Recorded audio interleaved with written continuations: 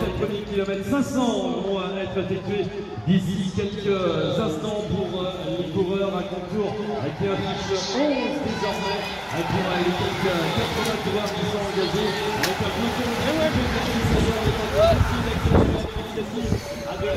de la formation de l'Octonier qui est repris par l'un des coureurs du CC Mon Contour et le champion de Bretagne qui est déjà aux avant-postes.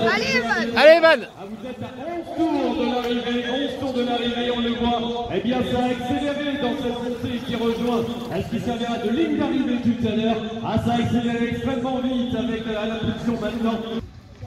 Mais là il y a Nicolas, il n'y a pas Antonin.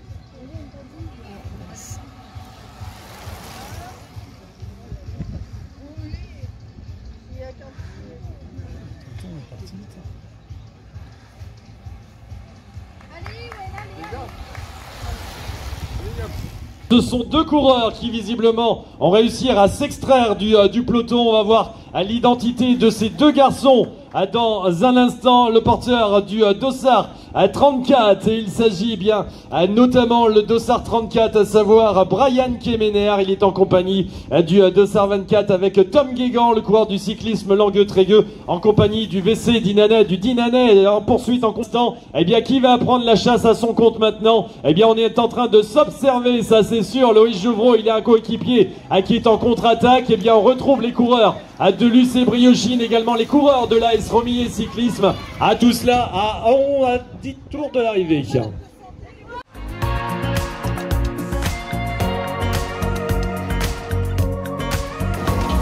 Allez Evan.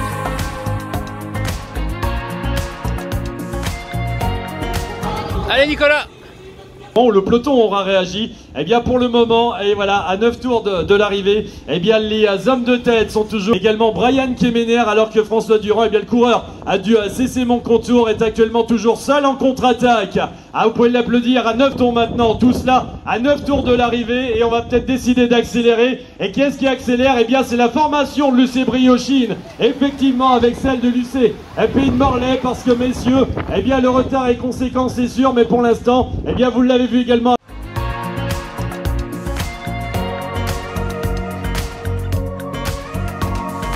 François Durand, mais pour l'instant, eh bien, on n'a plus qu'un seul homme en tête. Voilà, un homme en tête.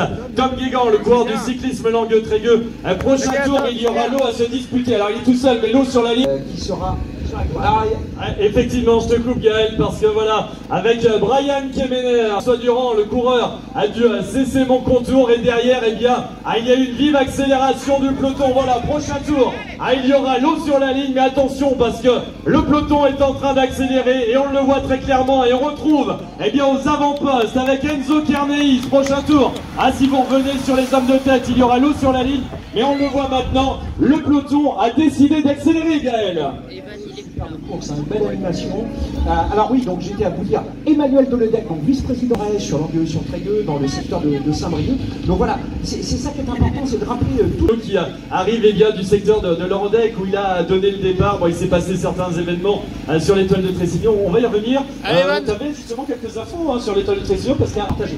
Et puis Amandine Fouquet, qui c'est une première, eh bien, court avec son conjoint Marie Lowe, qui seront donc disputés. Pour l'instant, 8 tours sont affichés, et ce sera au contour numéro 7 que peu. Au niveau, ça s'est modifié au niveau de la physionomie de la course, puisque champion de Bretagne en titre, à savoir le coureur de l'UC Briochine, un certain Enzo Kerneis. Aux avant-postes, le voici, vous pouvez l'encourager et l'applaudir naturellement. En tout cas, il nous fait un beau numéro, mais attention, ça va peut-être certainement Boulle qui est allé chercher la première part. Et bien, vous l'avez vu, avec notamment Tom Guégan, et il semblerait que la deuxième part bien, va revenir au cours de Dinan, mais derrière, eh bien, le peloton est revenu très très vite, avec la deuxième part maintenant, eh bien, pour Brian Kemener qui se retourne parce qu'il voit le peloton qui va se disputer. Maintenant, 6 tours de l'arrivée, je rappelle la configuration de course avec Tom Guégan qui est toujours eh bien, seul aux avant-postes, mais derrière, l'an passé chez les U15, on avait également Naël Bellage, également le champion de France par équipe sur piste du côté de l'Oudéac. On avait également le champion de Bretagne avec Enzo Kerneis. Voilà, le peloton qui est en train d'arriver maintenant, le 19 retrouvé d'ici quelques instants, puisque La voiture ouvreuse vient de faire son apparition, elle avait pris un petit peu plus d'avance maintenant. Et Tom Guégan, eh bien on attend de... Pour l'instant l'écart est de 50 secondes. Va-t-il rester aux alentours d'une minute et 20 secondes, ou alors est-ce qu'il va augmenter? Parce que derrière on va peut-être se regarder justement qui va prendre la chasse. Attention, est-ce que l'écart est en train de bouger? Il aurait peut-être sensiblement même diminué. On est précisément maintenant, voilà, 5 pas, mais en tout cas il y aura sûr 3 lots à se disputer. Voilà Tom Guégan avec le jeu devine tout là-bas qui va donc nous rejoindre sur la ligne à présent. Ces deux lots, on sait que on commençait à entreprendre les grandes manœuvres. Il y avait un coureur également qui s'était porté aux avant-postes, le coureur de l'ODA, qui attention, ça a accéléré parce que le peloton, on le devine maintenant, l'écart est passé maintenant à 25 secondes. L'eau sur la ligne maintenant, l'eau sur la ligne, on retrouve Enzo Guerneis, qui est donc en premier.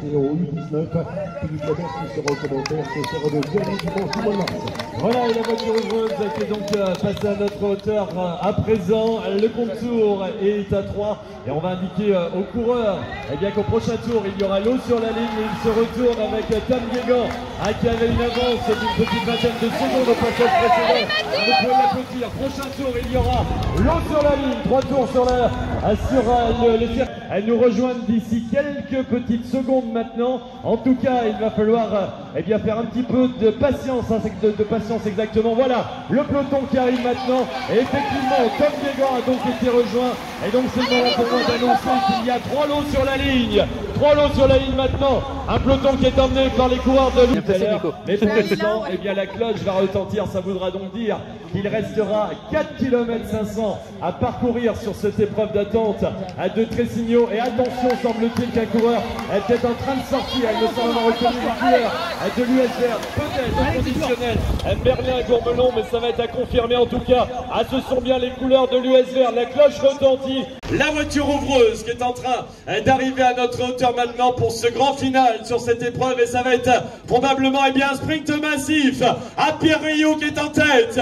Le coureur du VS Renécois qui s'impose d'une belle longueur d'avance en tout cas, où on avait vu pour les accessites et au moins la 2e ou 3e place, le champion de Bretagne, Enzo Guerneis.